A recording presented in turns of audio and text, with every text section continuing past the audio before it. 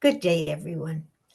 Not too long ago, I was reading an article that inspired me to reflect on one of the happenings at the Last Supper. Of course, we'll be hearing more about that as Holy Week comes closer. But I'd like to speak about this anyway, since it's relative to the Eucharist.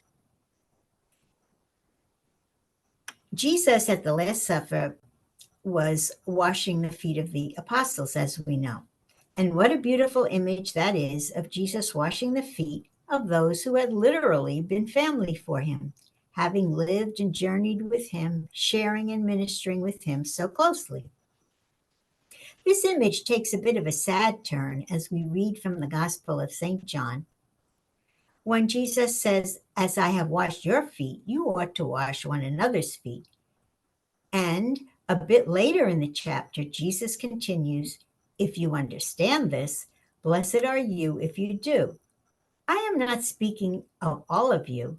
I know those whom I have chosen, but so that the scripture might be fulfilled, the one who ate my food has raised his heel against me."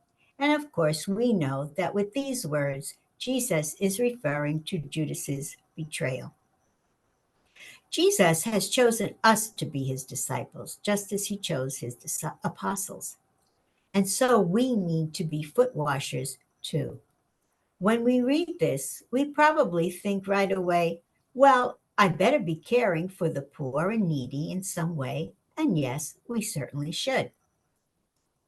I also believe that we need to be foot washers every day because the people that surround us every day have been given to us by God. It's no accident that we're with the people we are with.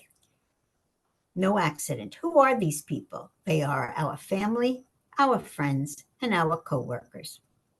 They have been chosen, and so have we, to take some quality time to share with those around us because we need to circle through each other's lives as a welcoming presence, a constant blessing. So, foot washing then is a metaphor for the ministry that takes place in our everyday lives. While we may not betray one another as Jesus was betrayed, we can often take one another for granted.